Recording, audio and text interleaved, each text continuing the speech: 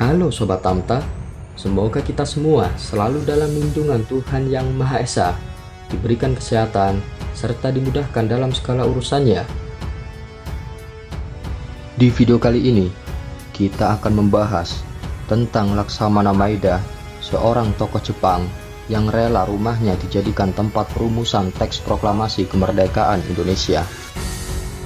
Sebelum melanjutkan videonya, mari sama-sama kita dukung channel ini dengan cara tekan tombol subscribe, like, komen, share, dan jangan lupa tekan tombol loncengnya agar tidak ketinggalan video-video yang menarik, informatif dari Tamta Journey.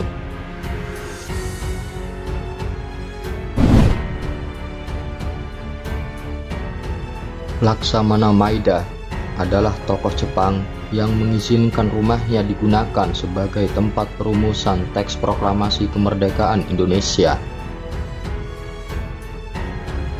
Rumah Laksamana Maeda yang terletak di Jalan Meiji Dori atau Jalan Imam Bonjol nomor 1, Jakarta Pusat, menjadi saksi kala Soekarno, Muhammad Hatta, dan Ahmad Subarjo merumuskan teks proklamasi pada dini hari tanggal 17 Agustus tahun 1945.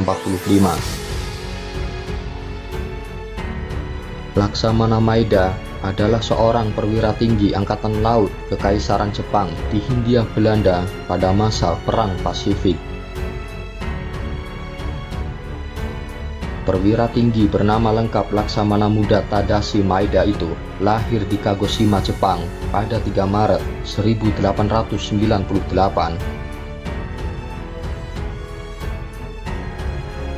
Laksamana Maeda berasal dari keluarga keturunan kelas samurai dan ayahnya adalah seorang kepala sekolah di Kajiki. Pada usia 18 tahun, Laksamana Maeda masuk ke Akademi Angkatan Laut Jepang dan mengambil spesialisasi navigasi. Laksamana Maeda pun telah mendapatkan pangkat Letnan 1 di Angkatan Laut Kekaisaran Jepang pada tahun 1930. Ia mulai menjadi atase Angkatan Laut untuk Belanda pada tahun 1940. Setelah itu, pada Oktober 1940, Maeda ditugaskan ke Indonesia untuk menegosiasikan perjanjian dagang dengan pemerintah kolonial, khususnya terkait pembelian minyak untuk Jepang. Selain itu, ia juga ditugaskan membangun jaringan mata-mata di Indonesia. Belum genap 1 tahun berada di Indonesia, Maeda kembali ke Jepang pada pertengahan tahun 1941 untuk bekerja sebagai seksi urusan Eropa.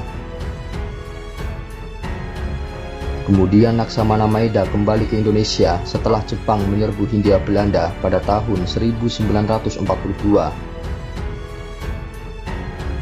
Saat itu Maeda ditugaskan mengatur operasi-operasi Angkatan Laut Jepang di wilayah Papua.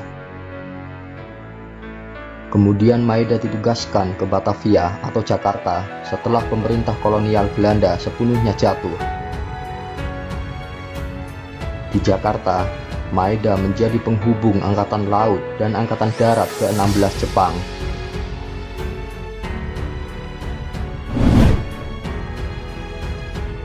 Peran Laksamana Maeda dalam kemerdekaan Indonesia.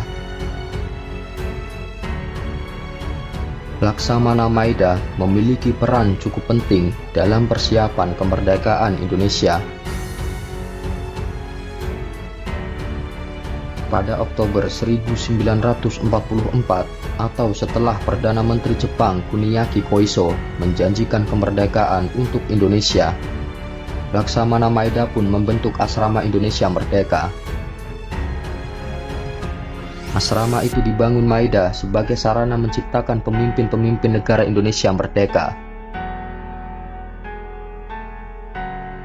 Simpati Laksamana Maeda terhadap keinginan bangsa Indonesia untuk merdeka juga ditunjukkan dengan kesediaannya menyiapkan rumah sebagai tempat perumusan teks proklamasi. Rumah Laksamana Maeda dipilih sebagai tempat perumusan teks proklamasi karena perwira Jepang itu bersedia melindungi Soekarno dan Hatta. Sebagai kepala perwakilan Angkatan Laut Kekaisaran Jepang, Laksamana Maeda memiliki imunitas terhadap Angkatan Perang Jepang. Oleh karena itu, Soekarno dan Hatta lebih aman berada di rumah Laksamana Maeda karena tidak akan diserang oleh Angkatan Perang Jepang. Berkat perlindungan Laksamana Maeda di rumahnya, perumusan teks proklamasi Indonesia pun dapat berjalan dengan lancar. Meski begitu, perannya dalam persiapan kemerdekaan Indonesia membuat Laksamana Maeda harus menerima konsekuensi cukup serius. Setelah Indonesia merdeka, Laksamana Maeda ditangkap sekutu dan harus mendekam di penjara hingga tahun 1947 karena dinilai sebagai pengkhianat. Setelah dibebaskan dari penjara, Laksamana Maeda kembali ke Jepang dan harus menghadapi pengadilan militer.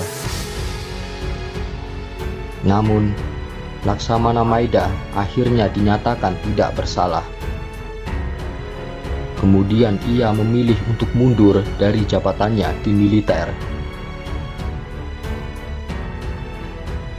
Laksamana Maeda meninggal dunia di Jepang pada usia 79 tahun, tepatnya pada 13 Desember tahun 1977.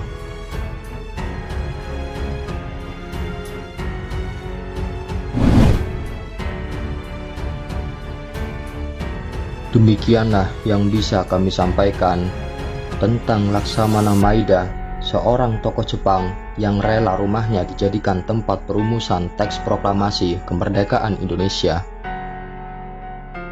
Silahkan berikan kritik dan saran di kolom komentar agar channel ini semakin berkembang dan menjadi lebih baik lagi ke depannya. Semoga video ini bermanfaat dan menambah wawasan untuk kita semua. Terima kasih.